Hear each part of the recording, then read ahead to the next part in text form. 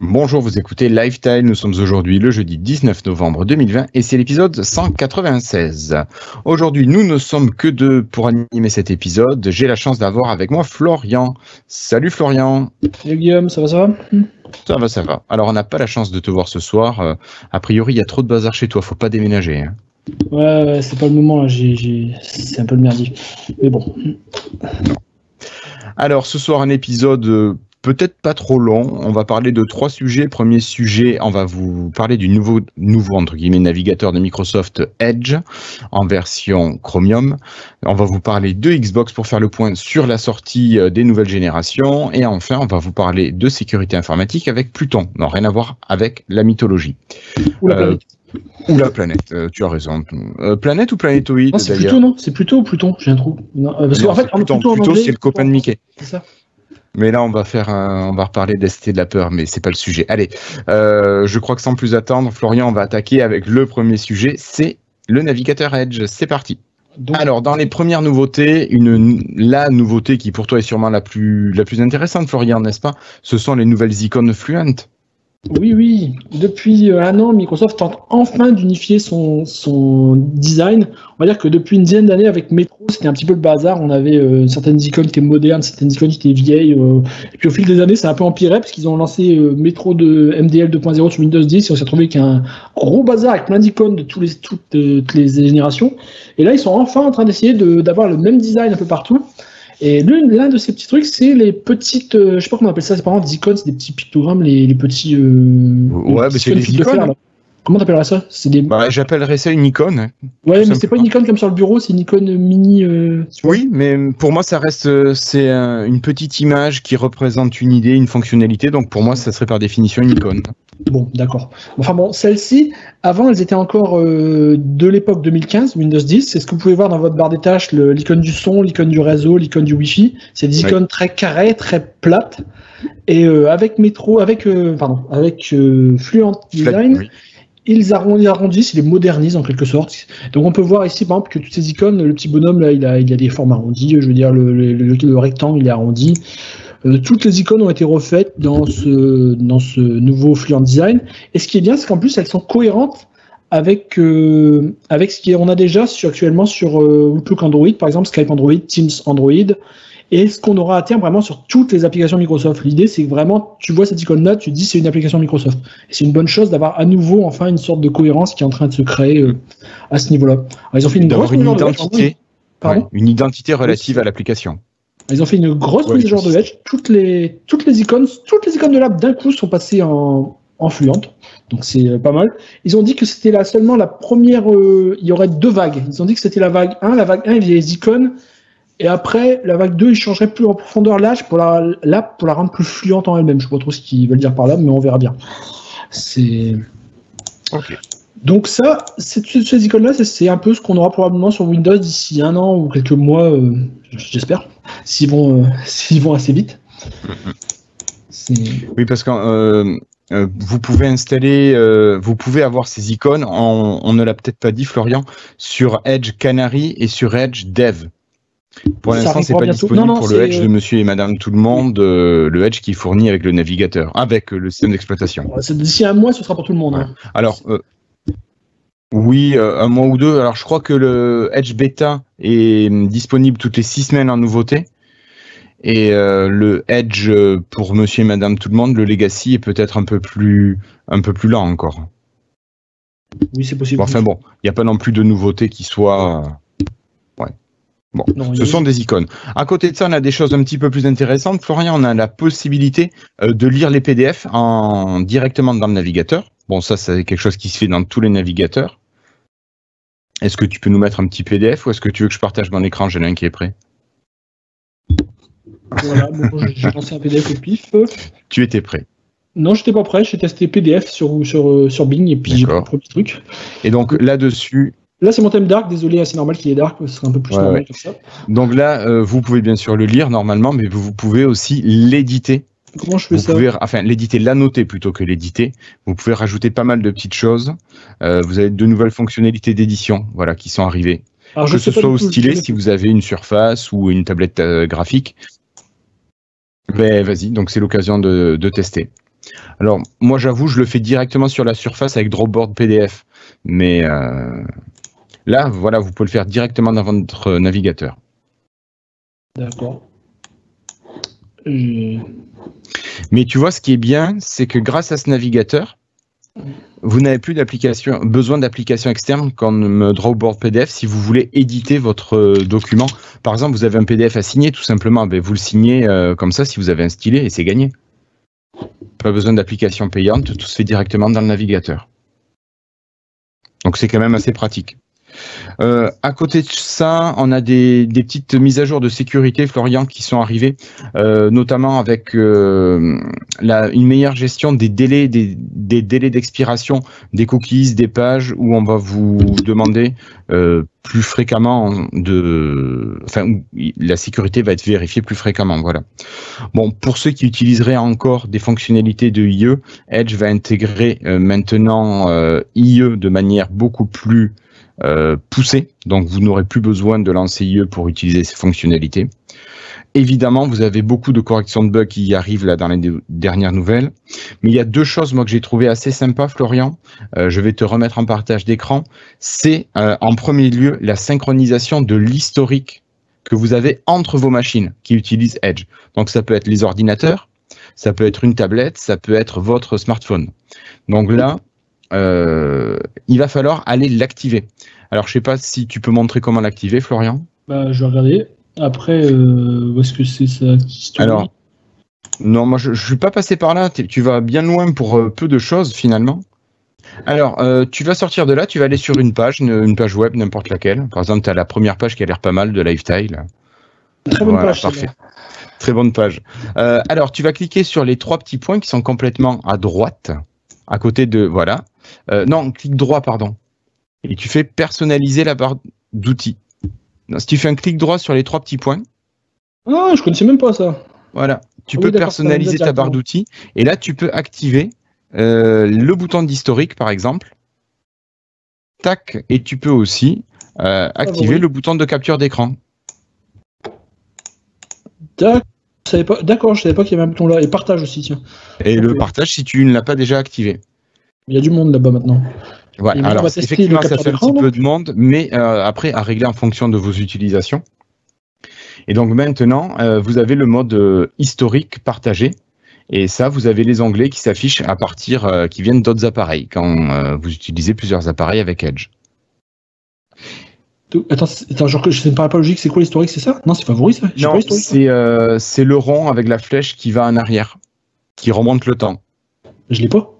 Je crois que tu l'as enlevé tout à l'heure. Ah bon, désolé. On retourne en voir. Ah oui, t'as raison. En fait, c'est juste que c'est pas bien aligné, j'ai l'impression. Ça me paraît difficile. En fait, c'est tellement loin que j'ai du mal à voir l'alignement. Oui, je partage ton avis là-dessus. Et voilà, ça y est, tu l'as retrouvé, ton icône. Ok.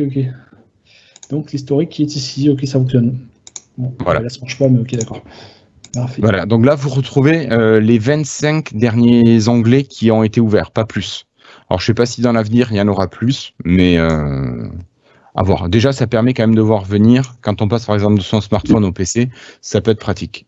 Une autre fonctionnalité, Florian, tant que tu es là, tu peux montrer, c'est la possibilité de faire des captures d'écran. Alors, on peut faire des captures d'écran maintenant des pages web de manière super simple. Alors, vous avez l'outil là qui s'est affiché. Alors, toi, tu passes par là, mais tu as maintenant... Alors là, tu fais une capture d'écran partielle où tu sélectionnes. Et oui, tu n'avais pas le bouton. Mais maintenant, tu as le bouton, donc tu vas le chercher directement dans la barre des tâches. Et tu peux donc choisir soit une zone que tu veux capturer.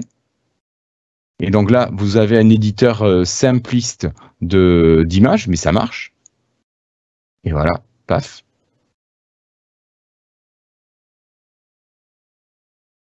Mais vous avez aussi la possibilité de tout prendre. Capturer toute la page.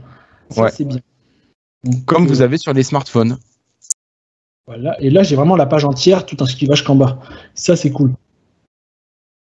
Et ça prend vraiment 2 secondes pour faire votre capture d'écran. Et là, vous savez qu'elle est propre. Donc ça, ce sont moi les 2 grosses fonctionnalités que j'apprécie dans les mises à jour qui sont arrivées. Et donc, pourquoi ne pas essayer la version Edge Beta ou Edge Dev en tout cas, parce que peut-être pas encore Beta, c'est peut-être pas redescendu jusque-là, mais sur Edge Dev, vous trouverez tout ça et c'est un logiciel qui est vraiment très stable, même en version Dev. Alors là, tu voulais nous montrer, Florian, une petite fonctionnalité qui est en lien avec ce qu'on appelle les Progressive Web Apps. Ce sont ces applications, en fait, ces sites web encapsulés sous forme d'application. Et là, tu veux nous montrer comment l'installer tout simplement sous forme d'application. Voilà. Alors j'ai pris Outlook. Donc là, c'est l'Outlook de notre cast. Mais bon, ça marche avec n'importe quel Outlook, votre compte Microsoft ou n'importe lequel. Vous allez sur outlook.com, vous y êtes dessus. Et donc, Edge détecte que cette application-là, que ce site peut être installé comme application, c'est-à-dire qu'on peut avoir un service worker qui va tourner sur notre machine et qui pourra afficher des notifications comme une vraie application. Et donc, il y a un petit bouton qui apparaît qui nous propose de l'installer. Donc voilà, installer Outlook.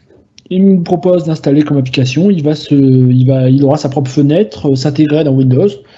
Voilà. Alors là, évidemment, il va sauter parce que je pense que voilà, il faut que je partage juste, change de partage d'écran, il n'y a pas une petite seconde, je pense. Oui. Oui, parce que il a exclu ta fenêtre. Non, il est plus dans Edge dans sa. Il est plus dans cette fenêtre Edge, mais c'est toujours Edge qui est le moteur de rendu de l'application.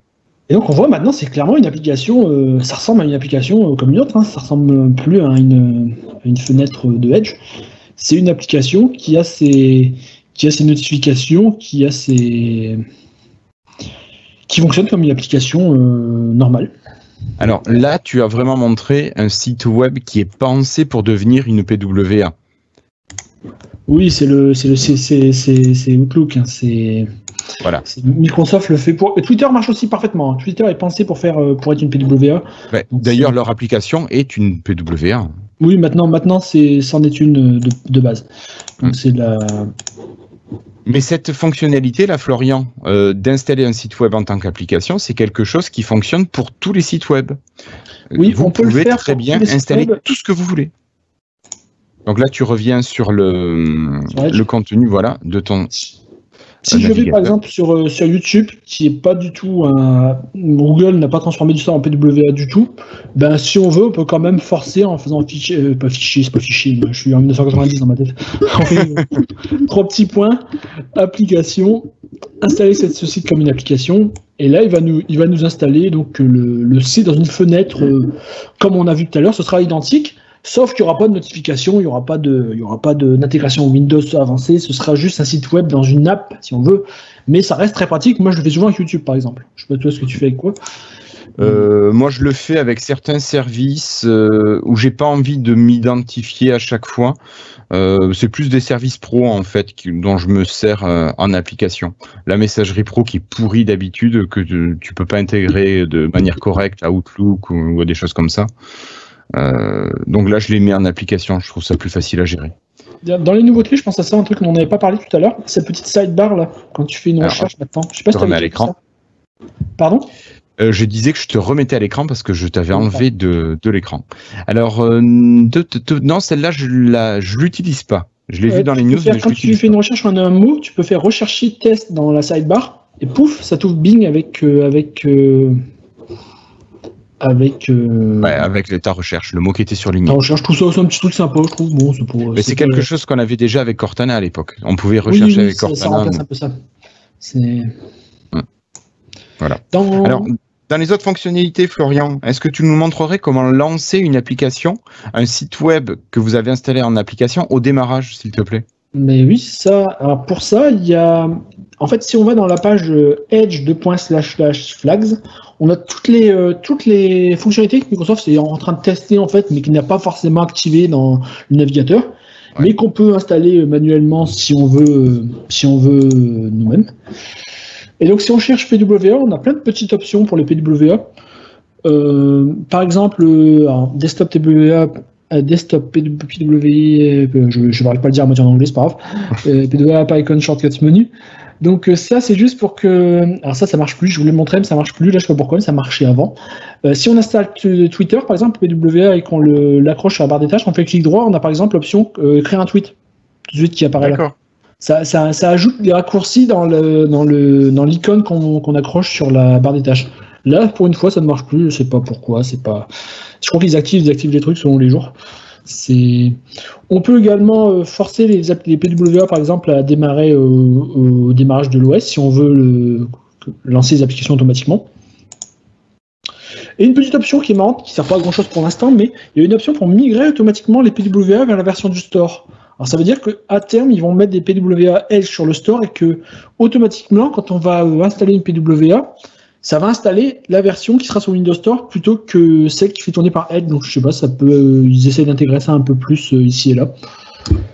Mais je pense que pour les développeurs, c'est peut-être plus facile de gérer les mises à jour comme ça directement à travers le site web si c'est automatiquement repris ensuite dans la PWA et envoyé sur le store. Un autre truc que je voulais montrer également, c'est Enable Share Targets. Ça peut être intéressant pour les gens. Par exemple, si vous installez Twitter et que vous activez ça, vous pouvez partager une image depuis l'application Image, faire partager vers Twitter. Partager vers, ça ouvre toutes les applications. Et là, vous avez la PWA Twitter qui apparaîtra. Et donc, elle fonctionnera comme une application classique. D'accord. Ça peut être intéressant également. C'est des petits trucs, hein, mais bon, ça montre qu'ils sont intégrés. Petit à petit, ils essayent d'effacer de plus en plus la frontière entre applications web et applications natives. D'accord. Ok. Bon, juste un dernier petit truc que je voulais juste montrer. On peut utiliser Media Foundation, je sais plus si c'était, je crois, je sais peut-être pas là, je sais plus. Mais il y a une option quelque part pour utiliser directement le back-end vidéo de Windows pour gérer les vidéos plutôt que le navigateur. Donc c'est censé avoir un meilleur rendement. Alors c'est encore en bêta, c'est pas activé, mais c'est quelque part dans les flags, je sais plus où c'était. Et donc ça montre vraiment qu'ils essayent de plus en plus de rendre ça natif en fait. Les PWA natifs, c'est la même chose pour Microsoft à long terme. Ce sera une application en fait. Il n'y aura pas vraiment à réfléchir plus que ça. C'est ça. Merci beaucoup Florian. Bon, je pense qu'on a fait un bon tour des petites nouveautés qu'il y avait dans l'Edge. Donc pas mal de fonctionnalités à retrouver. Je pense que ça vaut le coup de prendre le temps d'aller découvrir ce qu'il y a dans les options. Alors, avant de clôturer cette partie sur Edge, un petit succès à rappeler quand même. On savait que les navigateurs de Microsoft avaient perdu leur audience. L'an dernier, Edge avait 4% de part de marché, d'après les différentes études. Cette année, au mois d'octobre 2020, Edge était monté à 10% de part de marché et passé deuxième navigateur le plus utilisé, derrière Chromium, qui lui est passé de 71 à 69% de part d'utilisation. Voilà, bon, il y a quand même encore beaucoup de marge pour que Edge soit un petit peu dangereux pour Chrome. Et Edge par contre, Firefox sur Linux aussi.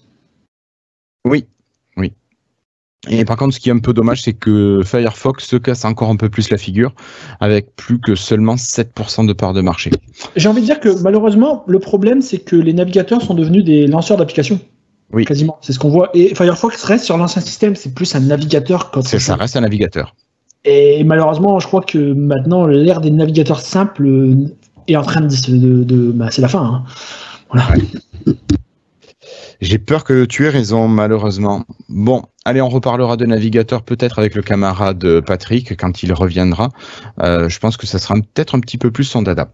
Maintenant, allez, deuxième sujet, la Xbox.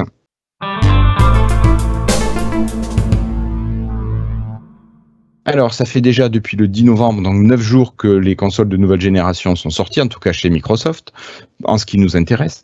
Et Phil Spencer s'est exprimé, a donné quelques interviews. Il a notamment annoncé qu'il ne communiquerait pas les chiffres de vente de hardware de consoles.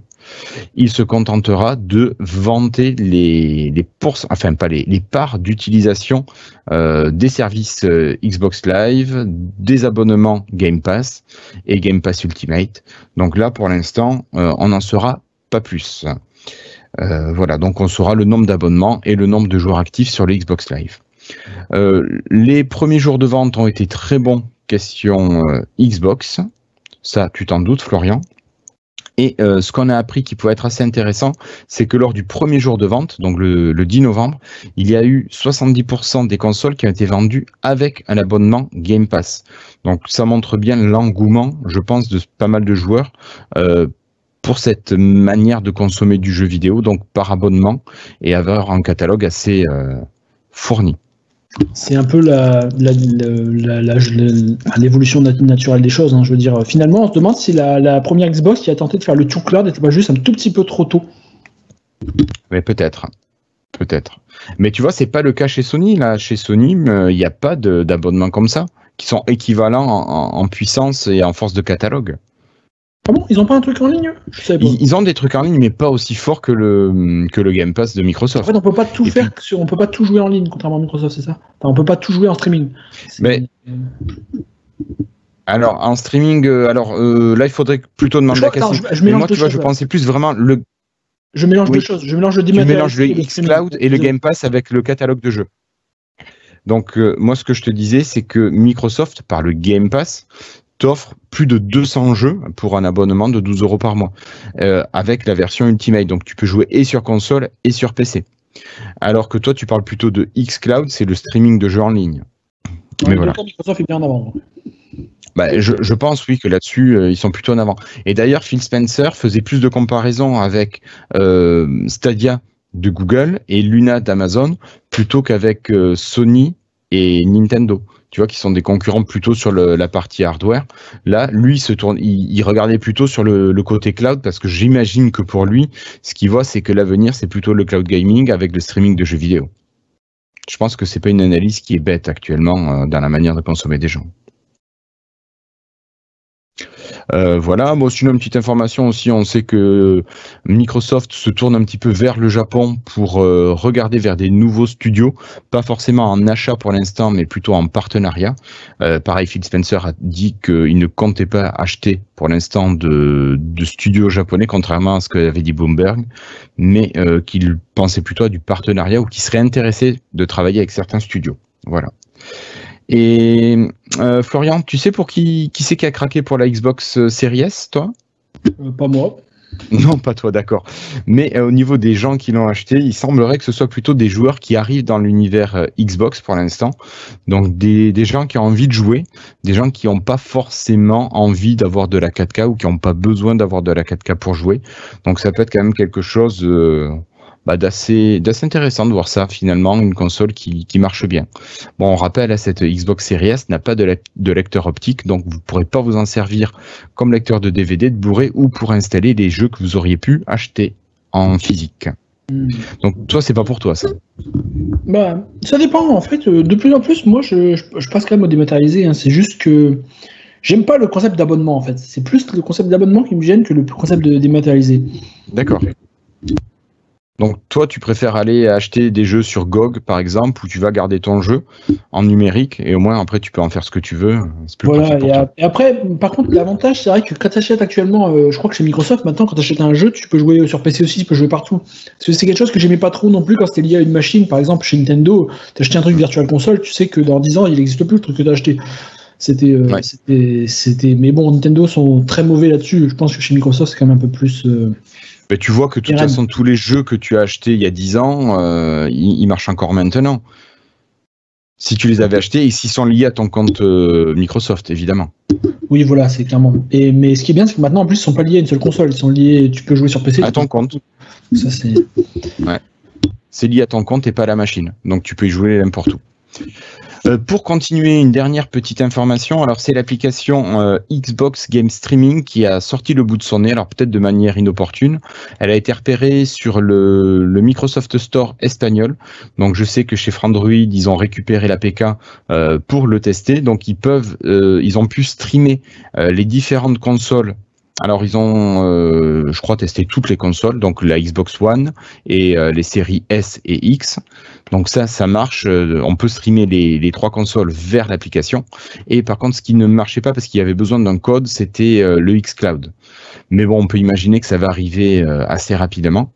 Et donc cette application, ce Xbox Game Streaming, lui, il est nécessaire si on veut streamer les jeux des consoles séries S et X vers votre PC.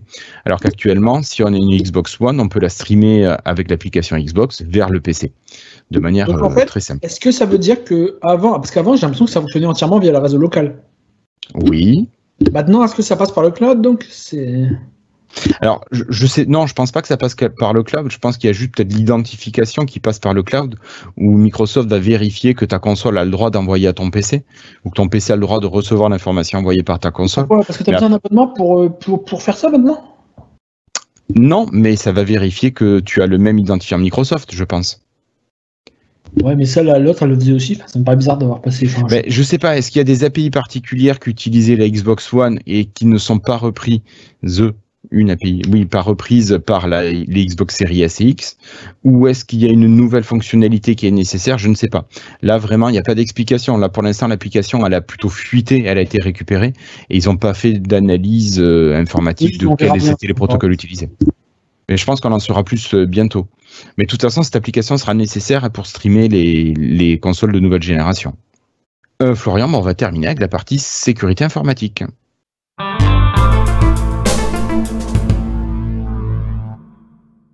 Et cette fois-ci, on va vous parler de Pluton. Alors Pluton, Florian, non, tu parlais de planétoïdes, tu parlais de mythologie. Non, ce n'est pas du tout ça. Est-ce que tu savais que Pluton faisait partie intégrante des Xbox, Florian? Bah non, pas du tout. Ben non, moi aussi, je l'ai appris assez récemment. En fait, Pluton, c'est une puce qui est intégrée au Xbox et qui permet d'éviter le piratage, en fait, que vous puissiez lancer un jeu piraté. Et donc ça va filtrer, ça va vérifier que votre disque ou que votre jeu a le droit de s'exécuter sur la machine.